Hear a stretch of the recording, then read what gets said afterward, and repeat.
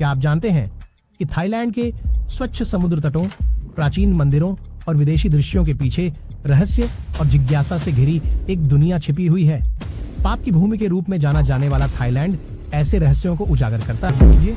एक ऐसी जगह की जहां साफ सुथरे समुद्र तटों, प्राचीन मंदिरों और जीवंत सड़क बाजारों का आकर्षण हो। हर साल लाखों पर्यटकों को आकर्षित करता है। थाईलैंड, जो अक्सर अपनी विदेशी सुंदरता और गर्म आतिथ्य के लिए मनाया जाता है, ऐसे रहस्य समेटे हुए है जो किसी भी यात्रा ब्रोशर से कहीं अधिक है।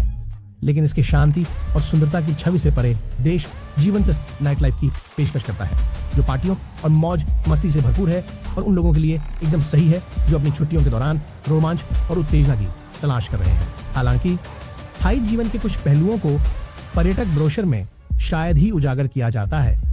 हलचल भरी नाइट लाइफ के पीछे जटिल और कभी कभी विचलित करने वाली वास्तविकताएं होती हैं, जैसे लेडी बॉय शो और कुख्यात पिंग पोंग शो।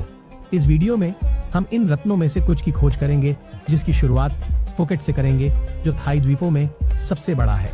फुकेट अपने शानदार समुद्र तटों, जीवंत नाइट लाइफ और एक दिलचस्प सांस्कृतिक मिश्रण के लिए प्रसिद्ध है। समुद्र तट भले ही एक अद्वितीय आकर्षण हो, इतिहास प्रेमियों के लिए यहाँ और भी बहुत कुछ है। उदाहरण के लिए थालांग रोड के पुराने शहर में आप 19वीं शताब्दी के रंगीन दुकान घरों और प्रभावशाली सिनो पुर्तगाली वास्तुकला वाले भवनों की प्रशंसा कर सकते हैं। थाई हुआ म्यूजियम का दौरा करना भी सार्थक है, जो 1930 के दशक की ऐतिहासिक संपत्ति में स्थित है और यह आपको संस्कृति और इतिहास में गहरी डुबकी लगवाता है।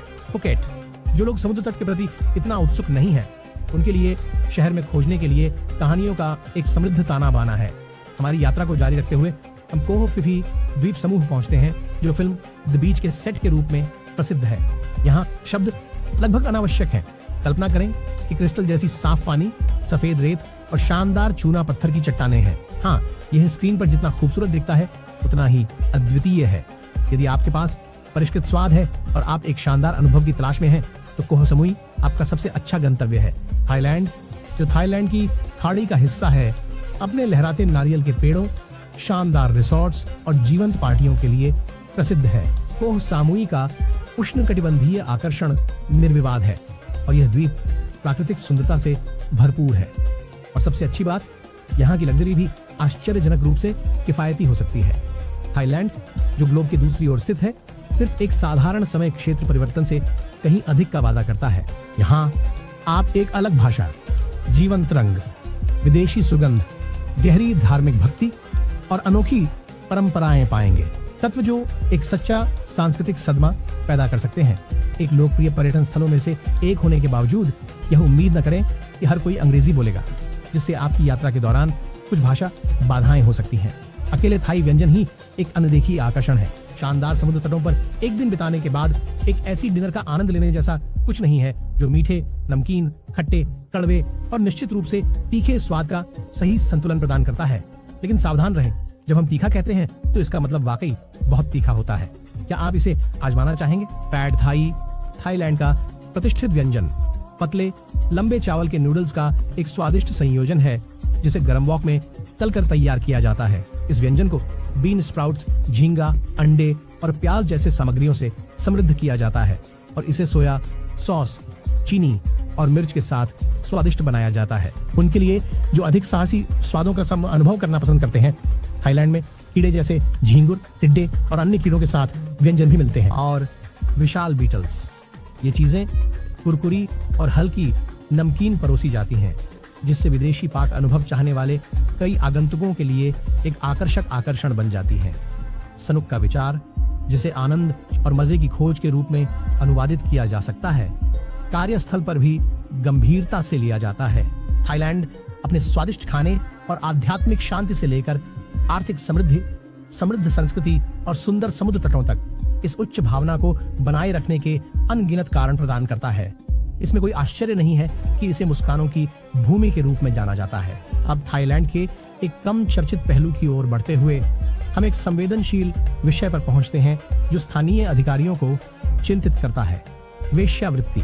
यह मुद्दा देश से जुड़े जीवंत पार्टी छवि के साथ टकराता है और कुछ ऐसा है जिसे अधिकारियों को थाईलैंड की अंतर्राष्ट्रीय प्रतिष्ठा को बरकरार रखने के लिए सावधानी पूर्वक संभालने की आवश्यकता है। हालांकि यह अवैध है। वेश्यावृत्ति दुर्भाग्यवश थाईलैंड में पर्यटकों के लिए आकर्षण बन गई है, जिससे बाल शोषण और मानव तस्करी जैसे संबंधित अपराधों पर गंभीर सवाल उठ खड़े हुए हैं।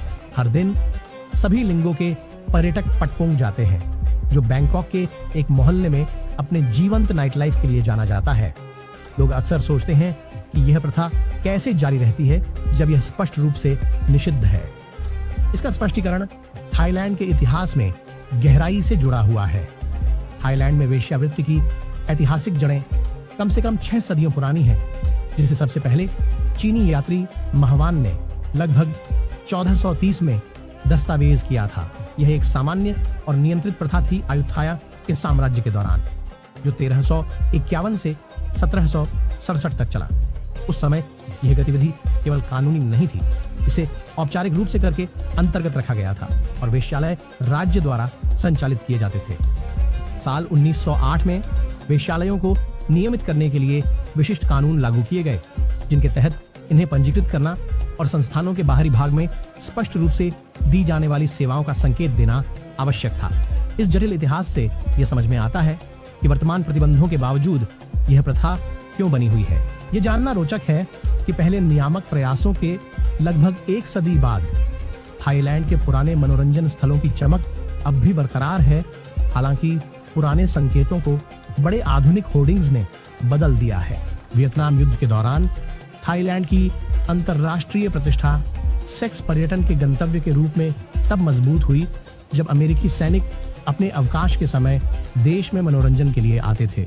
मूल रूप से ये क्षेत्र साधारण मछली पकड़ने वाले गांव थे, जिनमें शांतिपूर्ण समुद्र तट थे, जो जल्दी से इन सैन्य पर्यटकों की मनोरंजन की जरूरतों को पूरा करने के लिए बदल गए। इसी समय के दौरान वर्तमान मनोरंजन उद्योग आकार लेने लगा।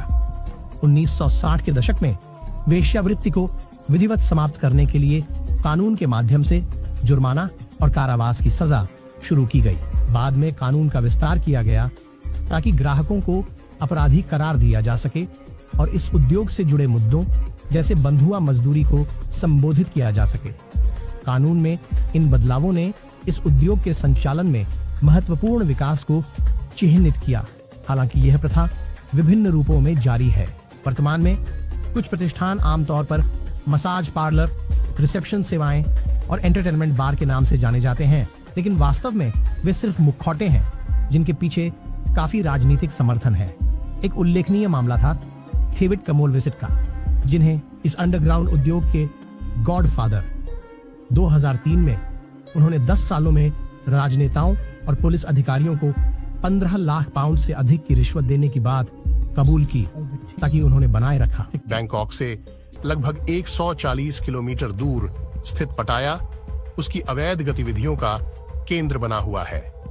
आधुनिक काल का सोडोम और गमोरा के रूप में प्रसिद्ध पटाया थाईलैंड में सेक्स उद्योग का केंद्र बन गया है। इन महिलाओं के कौशल अविश्वसनीय रूप से विविध हैं, जिसमें डांट फेंकना, बोतल खोलना और मोमबत्ती बुझाना शामिल है। बस कुछ का नाम लेना है। 2018 में लगभग 10 लाख लोग इन अनूठे कौशलों से आकर्षित होकर इस शहर में आए। हालांकि इन आंकड़ों के साथ एक काली सच्चाई भी जुड़ी हुई है।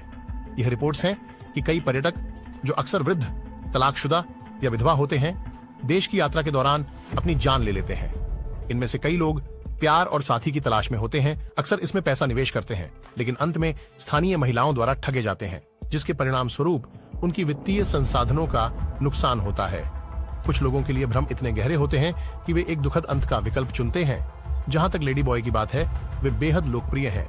उनके शो और सेवाओं की विविधता अनेक दर्शकों को आकर्षित करती है। जिन लोगों को जानकारी नहीं है, उनके लिए लेडी बॉय कैथोलिक का अनौपचारिक अनुवाद है, एक थाई शब्द जो ट्रांसजेंडर लोगों को संदर्भित करता है, मुख्यतः ट्रांस महिलाएं। हालांकि ये स्त्रैण गुणों वाले समलैंगिक पुरुषों को भी शामिल कर सकता है। थाईलैंड में लेडी बॉयज कुछ अन्य एशियाई देशों के विपरीत समाज में काफी हद तक स्वीकार किए जाते हैं। हालांकि उन पर अभी भी मजाक बनाया जाता है। यह स्वीकृति बौद्ध सिद्धांतों में गहराई से जुड़ी हुई है, जो थाई संस्कृति में एक महत्वपूर्ण भूमिका निभाते हैं। बौद्ध धर्म 3 लिंगों को मान्यता देता है, पुरुष, महिला और काठोई। बौद्ध धर्म के अनुयायी काठुए लोगों के अस्तित्व को पिछले जन्म के कर्मों का परिणाम मानते हैं। यही कारण है कि कि बौद्ध धर्म की बुनियादी शिक्षाओं के अनुसार काथोए के प्रति करुणा दिखाने पर जोर दिया जाता है। थाईलैंड में लेडी बॉयज की संख्या को सटीक रूप से बताना वास्तव में यह एक बड़ी चुनौती है। थाई सरकार ने कभी औपचारिक जनगणना नहीं की। 2001 में विश्व स्वास्थ्य संगठन ने एक अनुमान प्रस्तुत किया जो काफी विश्वसनीय माना गया। यह सुझाव देते हुए कि देश में लगभग 1.5 लाख से 2 लाख लेडी बॉयज हैं, लेकिन गैर सरकारी संगठनों का मानना है कि यह संख्या और भी अधिक हो सकती है। इसे 2 लाख से लेकर 3 लाख के बीच माना जाता है।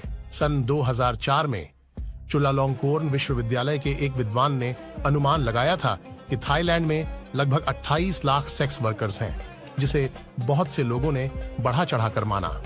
सच्चाई यह है कि विश्वसनीय आंकड़े कम हैं, जिससे इस मुद्दे पर प्रभावी कार्रवाई की कमी हो रही है। थाईलैंड में अन्य संस्कृतियों के विपरीत, जिनके पास शराब फ्रांस में और टकीला मैक्सिको में जैसी विशेष पेय होती हैं, यहाँ पार्टीज एक विशेष पेय जिसे बकेट कहते हैं के साथ जीवंत होती हैं। यह पेय एक ताकतवर मिश्रण है संघ सोम का, जो एक लोकप्रिय थाई रम है। इसे 1 लीटर बाल्टियों में स्ट्रॉ के साथ परोसा जाता है, जिसे पार्टी के शौकीन पूरी रात पीते हैं। यह अनोखी परंपरा फुल मून पार्टी के अनुभव में एक विशेष आकर्षण जोड़ती है। क्या आप जानते हैं कि रेडबुल की उत्पत्ति थाईलैंड में हुई थी? हाँ, लगभग 30 साल पहले एक थाई उद्यमी जिसका नाम चाली ओयुविडिया था, उसने डांग नामक पेय तैयार किया, जिसका अंग्रेजी में अनुवाद रेडबुल होता है। मूल रूप से यह एनर्जी ड्रिंक ट्रक ड्राइवरों और उन कामगारों के बीच लोकप्रिय हुई जिन्हें रात के समय जागने की जरूरत होती थी। फिर 1984 में यह ऑस्ट्रियाई व्यवसायी डीट्रिक माथेसीड्स थाईलैंड में घूम रहे थे जब उन्होंने क्रेटिंग डैंग की खोज की। इसकी संभावनाओं से पूरी तरह प्रभावित होकर उन्होंने चालियों से संपर्क किया और दोनों ने मिलकर रेड बुल का निर्माण किया, जिससे यह दुनिया के सबसे बड़े एनर्जी ड्रिंक ब्रांड्स में से एक बन गया। थाईलैंड विरोधाभासों की भूमि है, जहां शानदार प्राकृतिक सुंदरता और समृद्ध संस्कृति का मिश्रण है, जो जीवंत और अक्सर विवादास्पद नाइट लाइफ के साथ आती है। इसके खूबसूरत चेहरे के पीछे एक जटिल इतिहास और सामाजिक गतिशीलता है, जो दोनों